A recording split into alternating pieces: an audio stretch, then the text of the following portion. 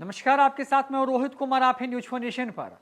मुख्यमंत्री जो हैं अचानक से गायब हो जाएं और उनको ईडी के अधिकारी जो है दिया लेकर के खोजते दिन में नजर आए। कुछ ऐसा ही हो रहा है झारखंड के अंदर। झारखंड के मुख्यमंत्री हेमंत सोरेन कहां हैं, उनका लोकेशन पता नहीं है। ईडी के अधिकारी तमाम जगहों को तलाश रहे हैं क्योंकि हेमंत सोरेन से उनको पूछताछ करनी है। जमीन घोटाला मामले में हेमंत सोरेन की मुश्किल लगातार बढ़ती जा रही हैं। लगातार ईडी जो है उन पर एक तरीके से कहें कि उनसे सवाल पूछने के लिए उनका वक्त चाह रही थी। कई समन के बाद जब वो नहीं पहुंचे तो ईडी के अधिकारी ही जो है मुख्यमंत्री आवास रांची पहुंच गए। वहां पर घंटों की मुलाकात के बाद अचानक से हेमंत सोरेन बाहर आए और मीडिया के सामने सीना ठोक करके कहा कि केंद्र की मोदी सरकार जानबूझ करके उनको फंसाना और बर्बाद करना चाहती है, लेकिन वो आदिवासी के बेटे हैं, लिहाजा वो डरेंगे नहीं और झुकेंगे नहीं। उसके बाद अचानक से ईडी की जो कार्रवाई है वो तेज हो गई है झारखंड के मुख्यमंत्री के खिलाफ। लिहाजा ईडी की टीमें हेमंत सोरेन को ढूंढ रही हैं, लेकिन हेमंत सोरेन हैं तो हैं कहां, ये किसी को मालूम नहीं है। एयरपोर्ट से लेकर के उनके दफ्तर तक सभी जगह ईडी जो है लगातार खंगाल रही है, लेकिन हेमंत सोरेन हैं कि किसी को मिल ही नहीं रहे हैं। जमीन घोटाले से जुड़े मनी लॉन्ड्रिंग केस में पूछताछ करने के लिए प्रवर्तन निदेशालय ईडी की एक टीम राजधानी दिल्ली स्थित हेमंत सोरेन के आवास पर पहुंची। तो हेमंत सोरेन के दक्षिणी दिल्ली के पौष इलाके शांति निकेतन आवास पर पहुंची टीम उनसे जमीन घोटाले में पूछताछ करना चाहती है। सूत्रों से मिली जानकारी के मुताबिक इस मामले में उनकी गिरफ्तार भी हो सकती है। उनके आवास के बाहर और अंदर बड़ी संख्या में सुरक्षाकर्मी तैनात किए गए हैं। हेमंत सोरेन से पहले भी पूछताछ हो चुकी है और ईडी ने रांची में करीब 8 घंटे तक उनसे सवाल जवाब किए थे।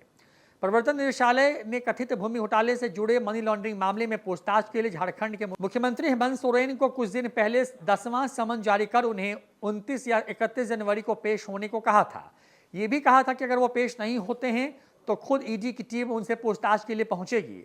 प्रवर्तन निदेशालय द्वारा नया समन जारी किए जाने के बाद हेमंत सोरेन अचानक दिल्ली रवाना हो गए थे। आपको बता दें कि प्रवर्तन निदेशालय ने 13 जनवरी को झारखंड के मुख्यमंत्री हेमंत सोरेन को 8वां समन जारी कर उनसे 16 जनवरी से 20 जनवरी के बीच मामले में पूछताछ के लिए उपलब्ध रहने को कहा था।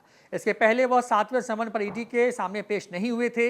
ईडी के समन का जवाब देते हुए सीएम सोरेन ने कहा था कि केंद्रीय जांच एजेंसी 20 जनवरी को उनके आवास पर उनका बयान दर्ज कर सकती है। ईडी ने रांची में जो है सेना के कब्जे वाली करीब 4.55 एकड़ जमीन की अवैध खरीद फरोख्त का खुलासा किया था।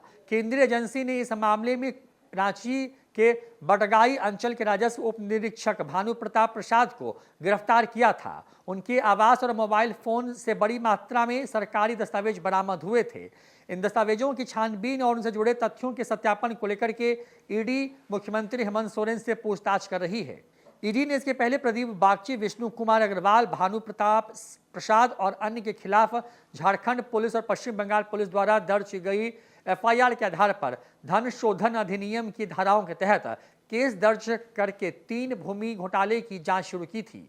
इस मामले में जांच आगे बढ़ने पर ईडी अब तक 14 आरोपियों को गिरफ्तार कर चुकी है। जांच में पता चला कि आरोपियों ने सरकारी अधिकारियों के साथ साठगांठ करके भू माफियाओं के पक्ष में फर्जी तरीके से इन भूखंडों का हस्तांतरण किया था। गिरफ्तार किए गए 14 आरोपियों में प्रदीप बागची, अफसर अली, सद्दाम हुसैन, इम्तियाज अहमद, तलहा खान, फयाज खान, भानु प्रताप प्रसाद, छवि रंजन, आईएएस पूर्व डीसी रांची दिलीप कुमार घोष, अमित कुमार अग्रवाल, विष्णु कुमार अग्रवाल शामिल हैं। वहीं भूमि घोटाले के मामले में केंद्रीय जांच एजेंसी अब तक 236 करोड़ से अधिक की संपत्तियों को भी कुर्क कर चुकी है। तो हेमंत सोरेन आखिर हैं कहां, इसकी जानकारी नहीं है। ईडी की टीम रांची से लेकर दिल्ली तक उनके बारे में जानकारी इकट्ठा कर रही है। कहा जा रहा है कि हेमंत सोरेन अगर दिल्ली पहुंचने वाले हैं तो एयरपोर्ट पर भी ईडी के जो अधिकारी हैं वो मौजूद हैं, और अगर हेमंत सोरेन एयरपोर्ट पहुंचते हैं तो ईडी वहीं से उनको डिटेन कर सकती है और उसके बाद पूछताछ के बाद उनकी गिरफ्तारी संभव है। ईडी के सूत्र बताते हैं कि हेमंत सोरेन के खिलाफ पर्याप्त जो है सबूत हैं। जिस तरीके से सेना की जमीन का अवैध तरीके से जो है उसकी बिक्री की गई, कुछ अपने करीबी लोगों को फायदा पहुंचाने के लिए, उसमें हेमंत सोरेन सीधे तौर पर जो है असर रखते हैं। लिहाजा उनसे सवाल जवाब पूछना या फिर उनकी गिरफ्तारी जो है इस वक्त में ईडी के लिए बड़ी चुनौती बनी हुई है। फिलहाल इस खबर में इतना ही। देखते रहिए न्यूज़ 4 नेशन। नमस्कार।